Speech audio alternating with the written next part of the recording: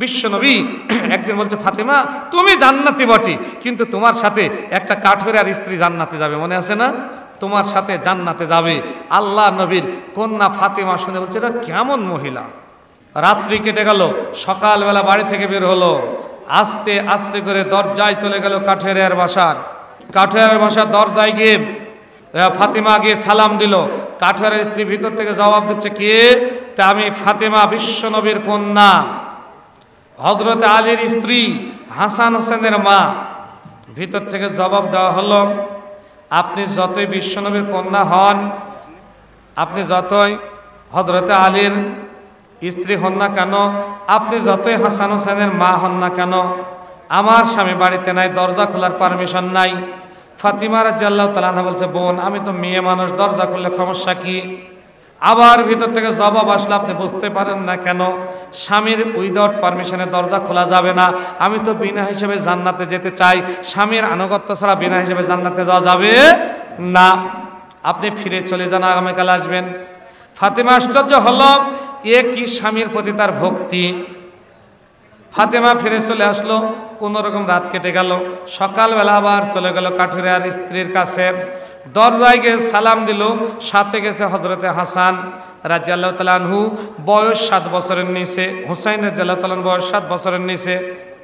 দরজায় পৌঁছার পর বলছে, আম্মু গতকালকে কি আপনি এই বাড়িতে এসেছিলেন?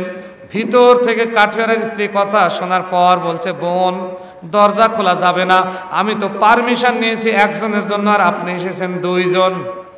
ফাতিমা আশ্চর্য হলেন, বলছে, বোন রে দরজা খুলে দেখো, আমার তো ছোট্ট ছেলে, 7 বছর বয়স এখনো হয়নি, মাত্র 6 বছর বয়স। ভিতর থেকে উত্তর আসলো, কাঠুরিয়ার স্ত্রী বলছে, বোন যতই ছোট হোক না কেন, স্বামীর আনুগত্য তো আমি করি, স্বামীর অনুগত হয়ে থাকি। আমি তো শুধুমাত্র একজনের পারমিশন নিয়েছি, 2 জনের 2 জন দরজা খুলতে পারবো না, ফিরে চলে যাও। ছোট্ট ছেলেটাকে নিয়ে ফাতিমা রাদিয়াল্লাহু তাআলা আনহা বাড়িতে ফিরে চলে গেলেন। পরের দিন সকালবেলা আবার বের হলেন। ছোট্ট বাচ্চা হযরতে হোসাইন বলছে, আম্মা আমিও যাব। 3 জনে মিলে আবার দরজায় চলে গেলেন, সালাম দিলেন।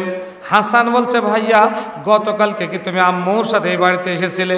ভিতর থেকে কাঠুরিয়ার স্ত্রী সব কথাগুলি শুনল। সব কথাগুলি শোনার পর কাঠুরিয়ার স্ত্রী বলছে, বোন রে আজকেও তো দরজা খোলা যাবে না, আমি তো স্বামীর কাছ থেকে অনুমতি নিয়েছি 2 জনের, আর তোমরা এসেছো 3 জন। ফাতিমা কাঁদতে কাঁদতে বলছে, বোন এ কোন আনুগত্য স্বামীর তোমার? আমার ছোট্ট বাচ্চাটার বয়স তো মাত্র 4 বছর, বড়টার বয়স 6 বছর। তুমি 6 বছরের জন্য অনুমতি নিয়েছো, 4 বছরের জন্য অনুমতি নেওয়ার দরকার নাই। ভিতর থেকে কাঠুরিয়ার স্ত্রী বলছে, বোন অসম্ভব, আমি বিনা হিসাবে জান্নাতে যেতে চাই। 3টি আমল করলেই, তোমার পিতার কথা 3টি আমল করলে জান্নাতে যাওয়া যাবে বিনা হিসাবে। 3য় দিন আবার বলছে, যা 3 দিন ফিরে গেলাম। 4র্থ দিন বলছে, কাউকে নিয়ে যাব না। কাঠুরিয়ার স্ত্রী দেখতে যাবে একাই। ফাতিমা রাদিয়াল্লাহু তাআলা আনহা একা একা বের হলেন, একা একাই দরজার গেলেন, সালাম দিলেন। সালাম দেওয়ার পর দরজা খুলে দেওয়া হলো। তাহলে ঘুরে আসলেন কয়দিন? আশ্চর্য হলেন ফাতিমা। তাকা দেখেন খেজুরের ডালের বেড়ার একটা ঘর, উপরে খেজুরের ডালের ছাউনি, খেজুরের পাতার ছাউনি। দরজায় 3টি জিনিস লটকানো। 1 নম্বর একটা রশি লটকানো আছে, দড়ি লটকানো। 2 নম্বর একটা লাঠি লটকানো আছে। 3 নম্বর একটা ছুরি লটকানো আছে। জিজ্ঞেস করলেন, ফাতিমা বোন কি ব্যাপার, এই 3টি জিনিস এখানে লটকানো কেন? ফাতিমার কথাই কাঠুরিয়ার স্ত্রী বলছে, বোন আমি তো স্বামীর আনুগত্য করি, আমি স্বামীকে বলে রেখেছি, প্রাণের স্বামী, কোনোদিন যদি আমি ভুল করি এই রশি দ্বারা আমার হাত পা বাঁধবেন। লাঠি রেখে দিয়েছি, লাঠি দ্বারা আপনি ইচ্ছা মতো পিটাবেন। এর চাইতো যদি বেয়াদবি করি, কারোর সাথে জেনা কাজ করে ফেলি, এই ছুরি দ্বারা পৃথিবীর বুক থেকে আমাকে শেষ করে দিবেন। ফাতিমা আশ্চর্য হলো, কাঠুরিয়ার থেকে জড়িয়ে ধরে বলছে, বোন রে আমার পিতা বিশ্বনবী বলেছিল আমার সাথে যে প্রথমে জান্নাতে যাবে সে নাকি তুমি। তোমার আমল দেখে আশ্চর্য হয়ে গেলাম, এমনভাবে তুমি স্বামীর আনুগত্য করো, পৃথিবীর কোনো মহিলা এত আনুগত্য করে বলে আমার জানা নেই। এরকম মহিলা কি বড়াইলে আছে? কথা বলেন, বড়াইলে আছে? বাংলাদেশে খুঁজে পাবেন না, বড়াইল তো দূরের কথা। ফাতিমা রাদিয়াল্লাহু তাআলা আনহা বাড়িতে চলে আসলেন।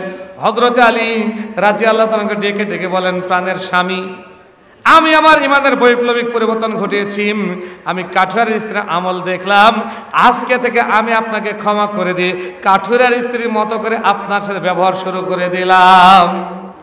তাহলে 3টি আমল মাপন করবেন, বিনা হিসাবে জান্নাতি। 1 নম্বর আমল হলো কোনো কথা ছাড়াই পর্দা করবেন। 2 স্বামীর আনুগত্য করবেন। 3 নম্বর হলো স্বামী যা নিয়ে এসে দেবে আলহামদুলিল্লাহ পড়বেন। আর আরেকটা হাদিসে রয়েছে ইজা সাল্লাত খামসাহা, 5 ওয়াক্ত নামাজ আদায় করবেন। ওয়া সামাত শাহরাহা, 1 মাস রোজা রাখবেন।